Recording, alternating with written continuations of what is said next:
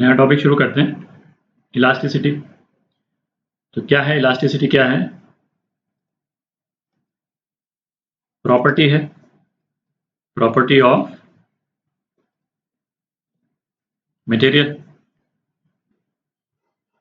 अच्छा, common language में जब भी हम ये वर्ड इलास्टिसिटी यूज करते हैं या इलास्टिक वर्ड यूज करते हैं, तो हम किसी ऐसे सब्सटेंस को रेफर कर रहे होते हैं जिसका यदि हम शेप चेंज कर दें, है ना, कोई एक्सटर्नल फोर्स लगा करके उसका शेप चेंज कर दें, तो वो मटेरियल जो है वो वापस अपने शेप में आ जाता है। तो इस तरह का कोई मटेरियल होता है तो उसको हम बोलते हैं कि भाई ये इलास्टिक मटेरियल है। ठीक है, जैसे कोई कपड़ा हुआ या इवन जैसे रबर बैंड हुआ, है ना, सबसे सिंपल एग्जांपल है कि रबर बैंड को हम स्ट्रेच करते हैं और वो स्ट्रेचिंग वाला फोर्स यदि हम हटा देंगे तो रबर बैंड वापस अपने शेप में, ओरिजिनल शेप में वापस आ जाता है। ठीक है, तो पहले ऐसा करते हैं, इलास्टिसिटी के प्रिंसिपल डिस्कस करते हैं। प्रिंसिपल इसलिए डिस्कस करेंगे क्योंकि जो मटेरियल हैं, है ना, वो इलास्टिसिटी शो करते हैं। तीन अलग अलग तरह से इलास्टिसिटी की जो प्रॉपर्टी है उसको शो करते हैं। क्योंकि बेसिक प्रिंसिपल एक बार डिस्कस कर लेंगे तो ये जो तीन टाइप जिसकी मैं बात कर रहा हूँ, तीन अलग अलग टाइप से जो अलग अलग मटेरियल हैं वो इलास्टिसिटी की प्रॉपर्टी डिस्प्ले करते हैं ना, उसको स्टडी करना थोड़ा सिंपल हो जाएगा। तो अपन ऐसे करते हैं, सबसे कॉमन एग्जांपल लेते हैं, एक रबर बैंड लेते हैं और फिर उसको स्ट्रेच करके देखते हैं कि क्या होता है। तो एक ये रबर बैंड ले लिया अपन ने, ठीक है, और इसको सपोज यहाँ पे एक्सटर्नल फोर्स लगा करके इसको स्ट्रेच करते हैं अपन, ठीक है, और इस वाले पॉइंट को हम फिक्स कर देते हैं किसी एक जगह पे। ठीक है, तो अपने वो मालूम है कि क्या होगा, रबर बैंड स्ट्रेच होगा। ठीक है, तो रबर बैंड की शेप जो है वो कुछ इस टाइप की हो जाएगी। तो ये एंड रबर बैंड का हमने फिक्स किया हुआ है और यहाँ पे ये हमने एक्सटर्नल फोर्स लगाया इस पे रबर बैंड, ठीक है, एफ। तो ये जो स्ट्रेच किया रबर बैंड, तो ये जो डिस्टेंस है जितना रबर बैंड स्ट्रेच हुआ उसको मैं डेल्टा एल बोल सकता हूँ। ठीक, तो ये जो एक्सटर्नल फोर्स जो है एफ, ठीक है, इसको हम क्या बोलते हैं? इसको हम बोलते हैं डिफॉर्मिंग फोर्स। डिफॉर्मिंग का मतलब हो गया कि जो ओरिजिनल जो सब्सटेंस था उसको डिफॉर्म कर दिया हमने, है ना, ओरिजिनल शेप उसका चेंज कर दिया। तो इस वाले केस में डिफॉर्मेशन किस फॉर्म में हुआ कि भाई उसकी लेंथ चेंज हो गई। ठीक है, तो ये एफ जो है इसको हम बोलते हैं डिफॉर्मिंग फोर्स। अच्छा, डेल्टा एल जो है, अच्छा इस केस में रबर बैंड का शेप चेंज करने का तरीका क्या हुआ, उसकी लेंथ चेंज हो गई। तो ये जो लेंथ जो चेंज हुई इसको हम क्या बोलेंगे? डिफॉर्मेशन। ठीक है, अब अपन दो वेरिएबल्स डिफाइन करते हैं। पहला वेरिएबल डिफाइन करते हैं स्ट्रेस। स्ट्रेस क्या हो गया? ये फोर्स जो हमने एक्सटर्नल फोर्स लगाया अपॉन एरिया। एरिया क्या हुआ इस केस में? इसका जो रबर बैंड का जो एरिया है, तो इस केस में बेसिकली रबर बैंड के दो स्ट्रिंग्स हैं जो कि स्ट्रेच हो रहे हैं, तो ये दोनों का जो एरिया है ना, कंबाइन हो जाएगा। ठीक है, तो बेसिकली जो मटेरियल स्ट्रेच हो रहा है उसका एरिया। ठीक है, तो एफ अपॉन ए, ये स्ट्रेस हो गया और स्ट्रेन है। तो इस केस में स्ट्रेन क्या हुआ? Delta L upon L. मतलब इसको बेसिकली ये डेल्टा एल अपॉन एल जो है वो इलास्टिसिटी के एक स्पेसिफिक केस में आता है। ठीक है, यहाँ पे तो केवल एग्जांपल के रूप में अपन ले रहे हैं इसको। ये डेल्टा एल अपॉन एल की जगह ये प्रिंसिपल के फॉर्म में देखें तो ये हो जाएगा deformation upon original state. Basic ये है।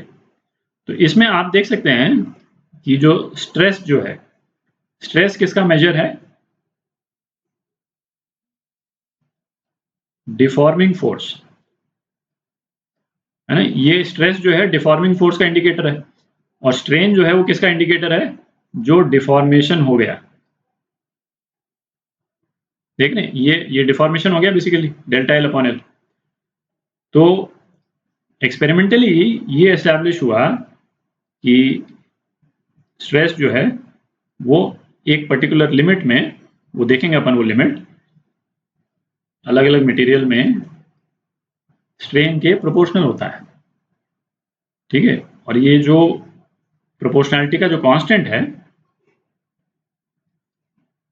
ठीक है, इज इक्वल टू यदि लगाएंगे तो प्रोपोर्शनैलिटी का कांस्टेंट, उसको हम क्या बोलते हैं, मॉड्यूलस ऑफ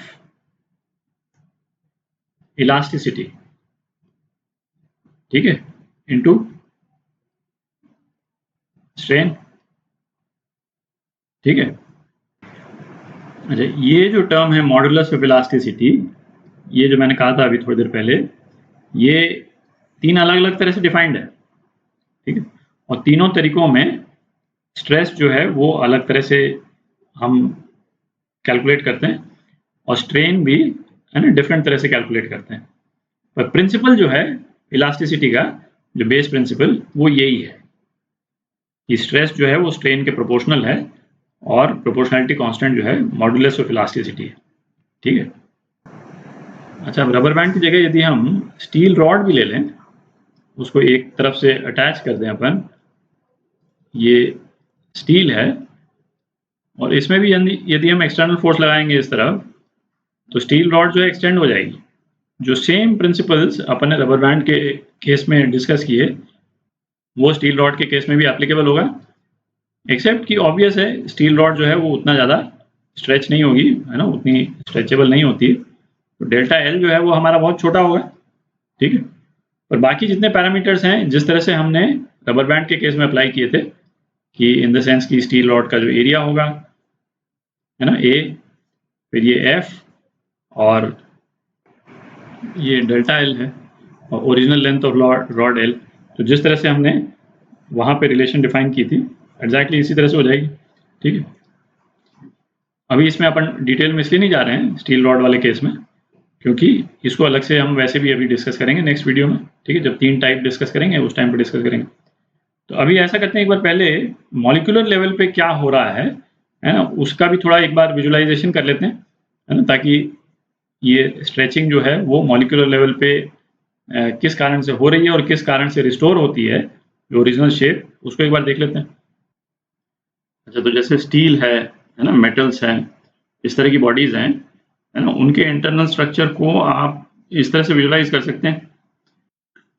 ये जो ब्लैक राउंड शेप्स हैं, है ना, ये बेसिकली मॉलिक्यूल्स हो गए, आयरन के, एल्यूमिनियम के, और ये जो स्प्रिंग है ना, इनको आप विजुअलाइज कर सकते हैं, जो मॉलिक्यूल्स के बीच में इंटरमॉलिक्यूलर अट्रैक्टिव फोर्सेस जो होते हैं, इंटरमॉलिक्यूलर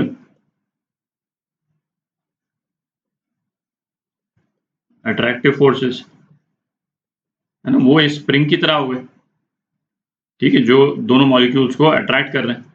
अच्छा, हम जब एक्सटर्नल फोर्स लगाते हैं, जैसे इस तरह से एक्सटर्नल फोर्स लगा दिया, तो जैसे ये वाली जो लेयर है कि नहीं, वो थोड़ी सी शिफ्ट हो जाएगी, है ना, ये मॉलिक्यूल यहाँ आ जाएगा, ये मॉलिक्यूल यहाँ आ जाएगा, ये वाली मॉलिक्यूल यहाँ आ जाएगा, ठीक है। और ये वाली स्प्रिंग आप देख सकते हैं थोड़ी सी स्ट्रेच हो जाएगी, ठीक है, ये स्प्रिंग जो है वो आपस में स्ट्रेच हो जाएंगी, और जब एक्सटर्नल फोर्स जब हम हटा देंगे तो स्प्रिंग जो है अपने ओरिजिनल लेंथ में आ जाएगी, ठीक है।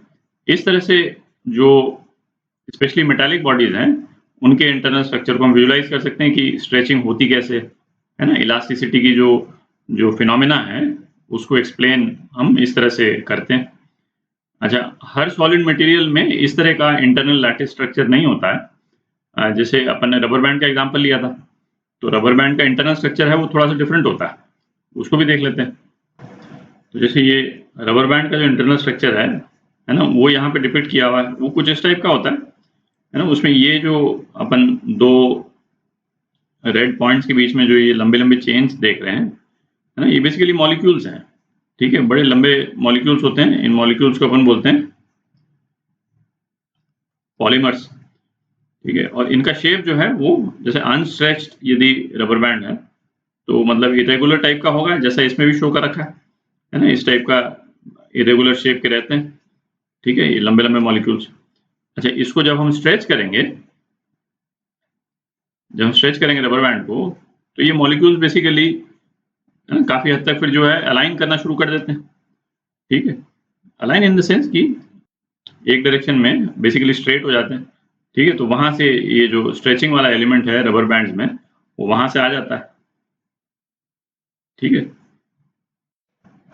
अच्छा, इस टॉपिक पे डिस्कशन खत्म करने से पहले एक चीज अपन देख लें कि जैसे ये अपन ने स्ट्रेस को जो डिफाइन किया, स्ट्रेस को जो अपन डिफाइन किया, यहां लिख देता हूं, क्या किया था, F अपॉन ए। इसको ध्यान से देख लें, वहां पे F क्या था, ये एक्सटर्नल फोर्स था।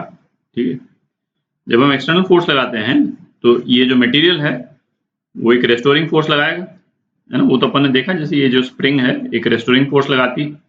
ठीक है, अच्छा, रबर बैंड के केस में भी एक रेस्टोरिंग फोर्स लगता है, और जब एक्सटर्नल फोर्स हम हटा देते हैं तो ये रेस्टोरिंग फोर्स इसको ओरिजिनल शेप में पहुंचा देता है। ठीक है, मटेरियल को। ये फोर्स क्या हुआ, रेस्टोरिंग फोर्स। ठीक, अच्छा, तो कई जगहों पे आप देखिएगा कि ये स्ट्रेस में जो F जो वर्ड यूज हो रहा है वो रेस्टोरिंग फोर्स के लिए यूज होता है। ठीक है, पर एट द सेम टाइम कई किताबों में फिर आपको ये F जो है वो एक्सटर्नल फोर्स के रूप में डिफाइंड जो है वो शो होगा। ठीक है, तो अपन ने यहाँ पे एक्सटर्नल फोर्स लिया है, तो इस कंटेक्स्ट में अपन इनको वॉल्टर लेवन को फॉलो कर रहे हैं। इनका नाम तो आपने सुना होगा। ठीक है, ये मतलब दुनिया में फिजिक्स के सबसे बढ़िया टीचर्स में से माने जाते हैं।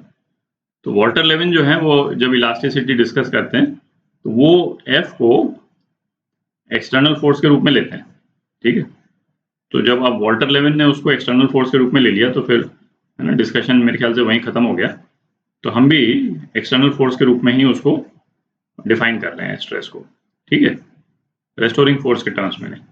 ऑल्दो ये जरूर है कि जैसे जब भी बॉडी इक्विलिब्रियम में होगी तो एक्सटर्नल फोर्स रेस्टोरिंग फोर्स के बराबर ही होगा, है ना। जब तक बॉडी मूव नहीं कर रही है, जैसे आपने स्ट्रेच कर दिया, स्ट्रेच करके यहाँ पे रोक दिया, तो ये दोनों तो बराबर हो गए। ठीक है, जैसे ही बॉडी रुक गई तो दोनों फोर्सेस बराबर हो गए। ठीक है, तो इक्विलिब्रियम में दोनों फोर्सेस में कोई डिफरेंस नहीं है, और टेक्निकली हम स्ट्रेस को डिफाइन करने के लिए एक्सटर्नल फोर्स को मान रहे हैं, है ना, वॉल्टर लेवन को फॉलो करते हुए। ठीक है।